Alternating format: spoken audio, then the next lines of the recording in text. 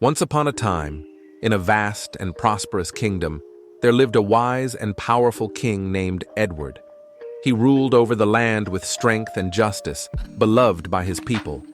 However, he had a deep flaw, a fiery temper that sometimes clouded his judgment. One fine day, the king decided to hold a grand celebration in the royal palace. The event was to be a display of art, culture, and craftsmanship, and many distinguished guests from across the kingdom had gathered to witness it. Among the highlights of the event was a puppet show performed by a renowned puppet master, a man known for creating lifelike puppets that seemed to have a mind of their own. As the show began, the audience was entranced by the puppet's graceful movements. But then, something unexpected happened. One of the puppets, a grand knight, began to misbehave, moving erratically, as if it had lost control.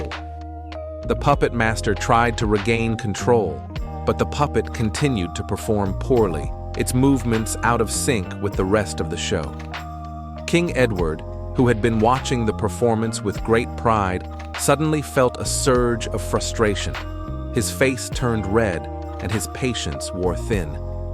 "How dare this puppet embarrass me in my kingdom?" he shouted, his voice echoing through the hall. Without a second thought, he ordered his guards to seize the puppet master and throw him into the dungeon for such a disgraceful performance. The guests were shocked by the king's outburst. The puppet master, a humble and kind man, was dragged away, his face pale with fear. The once lively atmosphere turned heavy with tension. As the night went on, King Edward tried to enjoy the rest of the festivities, but a strange unease lingered in his heart. He could not shake the image of the puppet master being dragged away in shame.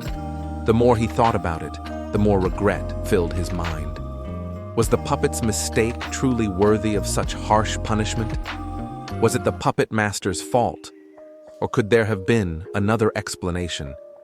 That evening, unable to sleep, King Edward summoned his most trusted advisor, Sir William. "Tell me, Sir William, what should I do?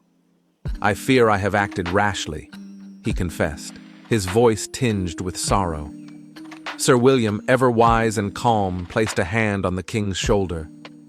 "Your Majesty, sometimes in moments of anger, we make decisions that we later regret.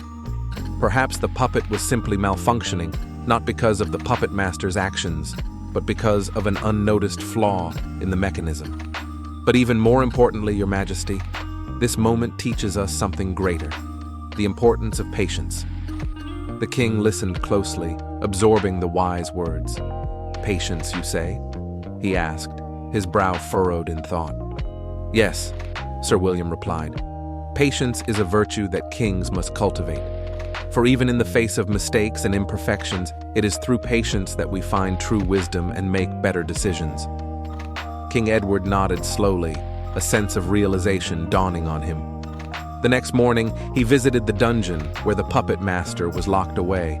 Kneeling before the man, the king spoke with sincerity. "I was wrong to judge you so harshly. The puppet's error was not your fault, and I have punished you unjustly. You are free to go." The puppet master, though initially stunned, bowed deeply. "Your Majesty, I understand. Thank you for your mercy." From that day forward, King Edward vowed to never let his temper cloud his judgment again.